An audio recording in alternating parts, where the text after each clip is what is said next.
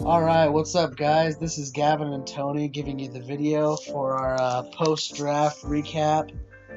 We just wanted to go over what we picked, why we picked it, and, basically give you a good representation of how bad we suck.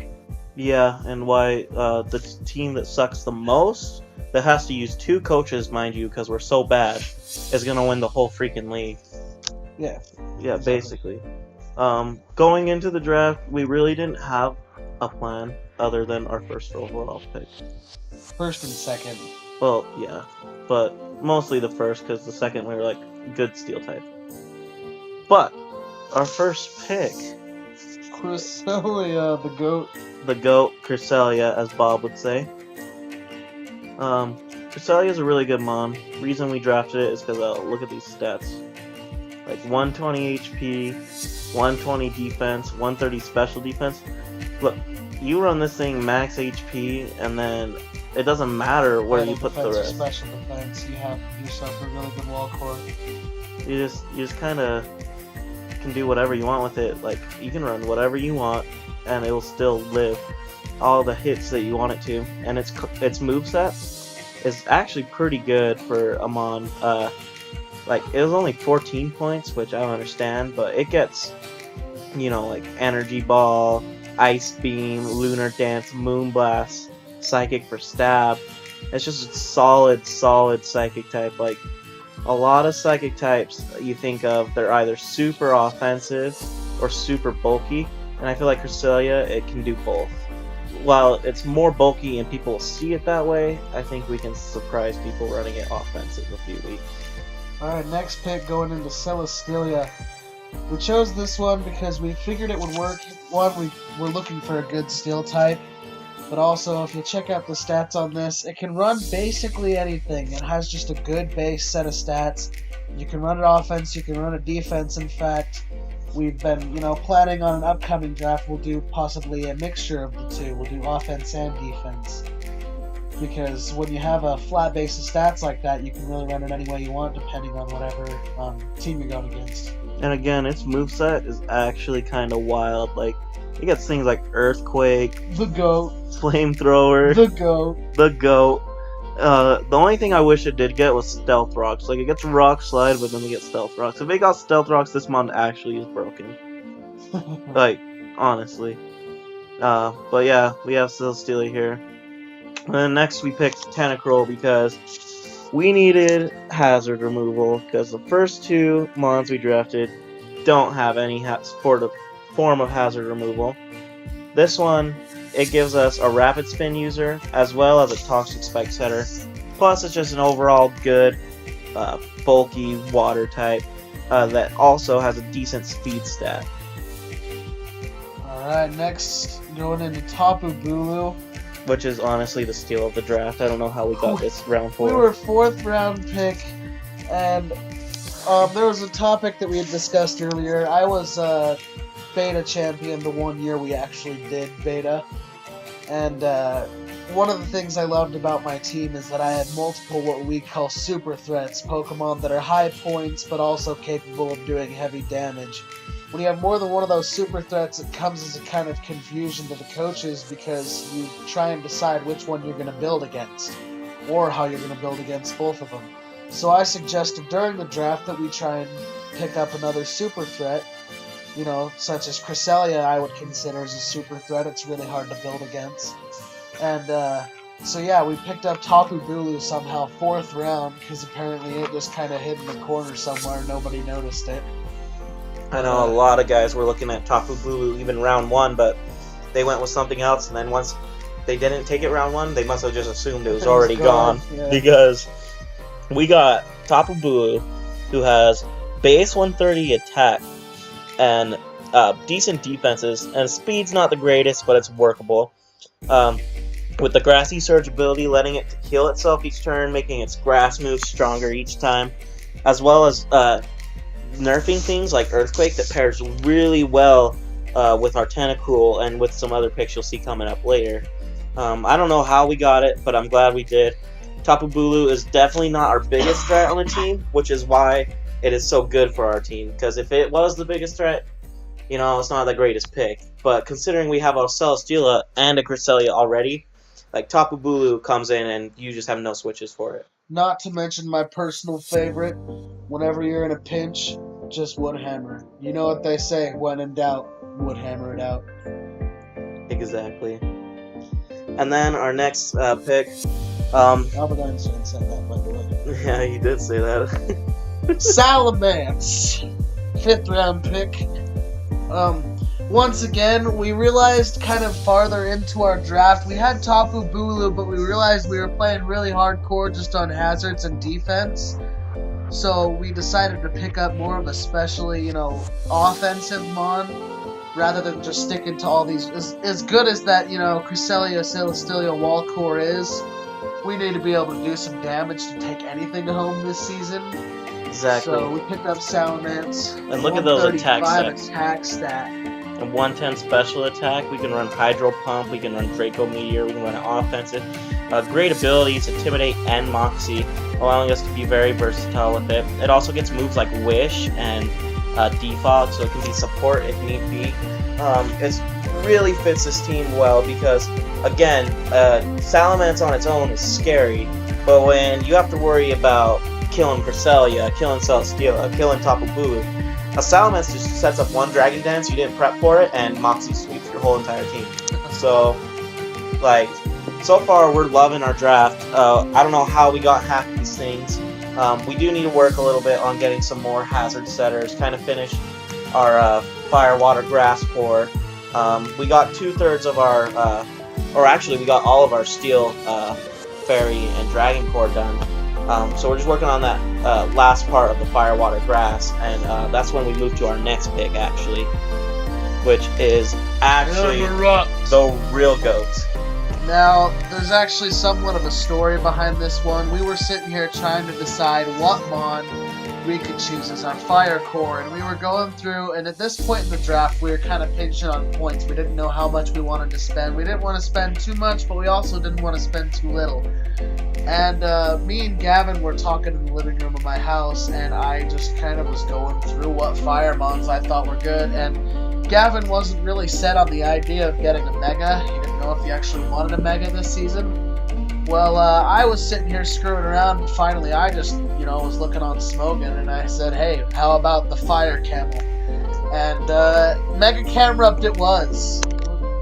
It stayed, it stuck, we looked it out, and, it fits perfectly. I mean, honestly, Tapu Bulu Mega Camerupt is a pretty good core in itself because it makes that Earthquake with the grassy terrain do less damage to it. And other than earthquakes, what are you hitting Mega Camera with? Water moves? But that's when we switch into our bulky mons like Cresselia, Tapu Bulu, Celesteela, Tentacool, Salamence, all which can take water moves really well.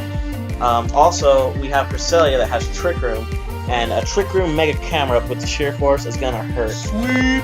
This also gives you or gives us a lot of options where we can run Stealth Rock, we can run it more defensive some weeks.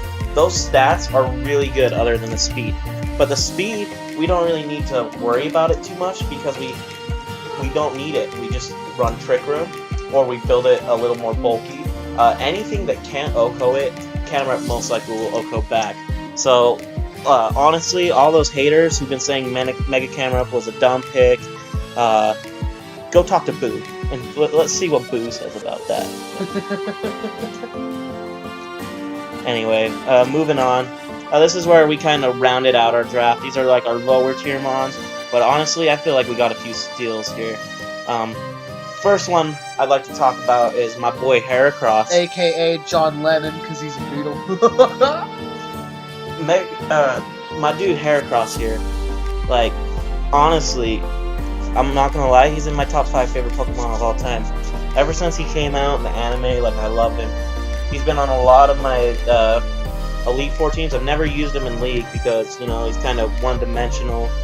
He can only be really run as a sweeper or, as a wall breaker. He's always gonna be offensive, never really defensive. But I felt like he fit this team really well. Not only because our team was a little more defensive at this point, but, it gets guts, so we can switch in on Will-O-Wisps or Toxics, things that are going to try and cripple our walls, and just make our Heracross stronger. And then there's not really much on our team that's weak to flying, which is Heracross's like biggest hindrance. So I feel like drafting this Mon with the 125 base attack, it can do a lot of work. It gets moves like Close Combat, Mega Horn, Knockoff, Earthquake. Like, it gets a lot. And then, you know, like, if we need to, we're going against like a Gastrodon or something, we can run Bullet Seed and, you know, just kick some butt with that. Like, Heracross is really good, and again, it has two great abilities in Guts and Moxie. Scarf Heracross and Moxie, just like we mentioned with Salamence before, if you don't prepare for it, and you're just preparing for our other threats, take you by storm, swipe your feet out from under you. Yeah, we're gonna definitely ruin your day with this Heracross here. Alright, next we got going into Frostlass. Frostlass was one of those last minute picks. We were trying to finish up all our cores, deciding what mons we wanted to choose. Going into its stats, we got really good speed going on for us. Other than that, it has it's pretty versatile. You can run it just about any different way, and it fills a lot of the typing holes that we needed. Yeah, it gives us a spin blocker with that ghost type. It gives us an ice type that lets us take out, you know, flying types that we might have a problem, or flying and dragon types we might have a problem before, to help the Heracross out. It also gives us a good taunt user. It gives us a spikes user. We can run Destiny Bond. It's a really good lead. If you ever play UU or any thing on the ladder, Frostlass is mostly a lead, but we can run it offensive if we want. Like, there's nothing that's stopping us. Like, we can catch you guys off guard, run Ice Beam, Shadow Ball, Destiny Bond, and it's one other move, and just come in there and really just do a lot of damage because of the good offensive typing it has. Defensively, it's not the best typing, but that ghost typing gives it some switches that, you know, is nice. And I just felt like we needed another hazard setter, and this gives us a good spikes user, as well as just like a versatile mon with a good speed tier to kind of outspeed some of the things that we might have trouble with our slower mons. Next, we got going into Miltank. Starting off, I mean, its ability, I love Thick Fat. Also, you know, you got yourself good stat core. You have a good defensive mon with a base speed that's pretty good. It can run as a wall. Mostly, it can only run as a physically defensive wall in a typical situation. But you know, we can slap an assault vest on there, make it specially defensive if needs to be, switch in a few things. But Miltank is one of those mons that everybody wants to draft. It's not the greatest thing in the world because it's pretty, you know what it's going to do each week. It's going to set up Stealth Rocks. It's going to, you know, have a couple offensive moves. It's going to be annoying. It's just going to be fat and sit there. It's going to be hard to kill. And everybody wants it, but they don't want to, like, reach for it. At this point in the draft, we have pretty much everything we wanted. So we felt comfortable enough that, hey, we need a Stealth Rocks user. This gives us a good switch in with the Thick Fat. It also gives us a Scrappy Mon to hit some ghost types if need be, catch them off guard. And you know, Miltank is just one of those mons that's really underlooked. Like, everyone knows it's good, but it still slips in drafts each and every time. And I think we're really fortunate to have it on our team. And then next up, this is one of my favorite mons we drafted, Liepard. Now, Liepard, when you look at it, its stats are god-awful. Like, 64 HP, 50 defense, 50 special defense. You sneeze on it, and it's gonna die. Now, the good thing about Liepard, though, is right here. Its ability, Prankster. Prankster lets us run Encore, Thunder Wave, Taunt, pretty much any move that isn't offensive, we can get off first. We can stop sweeps from happening.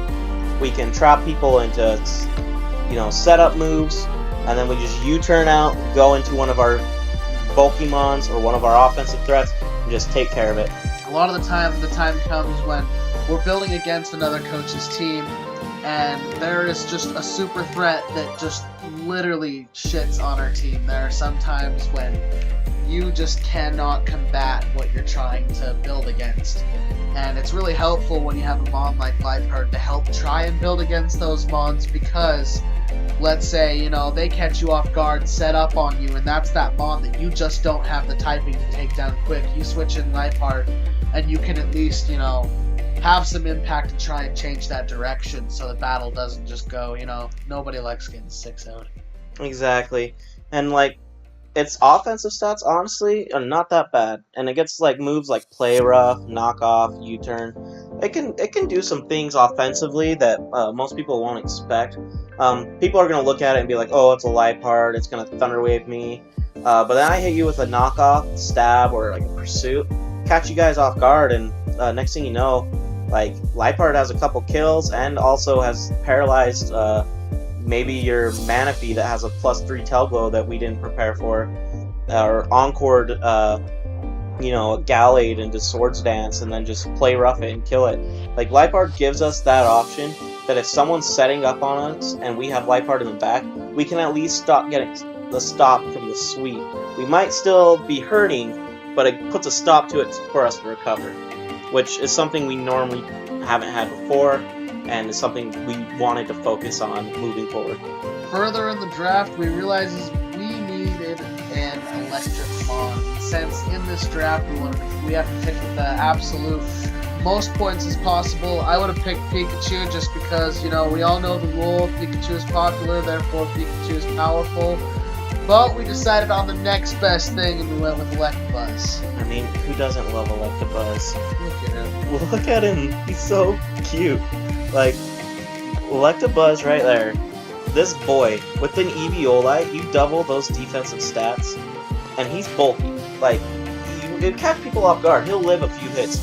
And then his offensive move pool, he can be physical or special, and he just gets lots of things. Like, look at that. Hammer Arm, Discharge, Ice Punch, Power Punch. This mon gets Psychic, Signal Beam, Wild Charge, Volt Switch, especially offensive, physically offensive, does not matter. We can bring it any way we want. It will live a few hits, it will do what we want it to do. It gives us a good, fast electric type. I mean, the speed is 105 for a not fully evolved mon. Like, that's pretty dang good. It'll let us outspeed a lot of things above the base 100s, and just, you know, it'll do a lot more than I think people expect. Like, Electabuzz, usually people think, oh, Electivire, or they go with something like a mainnet trick. I think Electabuzz is possibly better than both of those. And I know it's a stretch, but I feel like Electabuzz will be one of our leading offensive threats going forward. Just because, once again, we went on that thing before, a lot of people will build against your super threats and not realize what else you can possibly bring. One thing that me and Gavin have always done team building is we really like to switch stuff up and bring things that you'd least expect. You know, it's risky, but at the same time, in order to, you know, win the whole pie, you gotta take risks. And it doesn't hurt on this Electabuzz. You have that static ability that, you know, let's say you decide to just sack it, you know, wall something, at least you get that para if it's physically attacking you. Like, it's great. And, you know, having a mon that can switch in on, like, sleep powder things and not be put asleep, that gives us a good opportunity too. Like, all the mons we drafted, there wasn't a reason why they don't fit the team. There was not one mon we looked at where we're like, oh, wish we got something better. Like, sure, the draft isn't perfect, but a team as a whole, it really synergizes well. And I think you guys would be real impressed to see what we can do this season. So, quick disclaimer, we are the Utah Wees. We're in ISL, that stands for International Showdown League. I'm Gavin. This is Tony over here. Yep, I'm Tony. Alright, yep. And also, quick disclaimer, Utah Wees is Utah Weezing. Gavin is the big head over here on the left, and I'm just the little retarded head that's attached to it. And Bob is that little ball right there that's like connecting the two heads. But giving us life force. He's the heart and soul of our... he's the goat. Yeah, Bob is the goat. So, I'm Tony, that was Gavin, and we will see you guys in the next video in the first week team builder. Deuces. Deuces.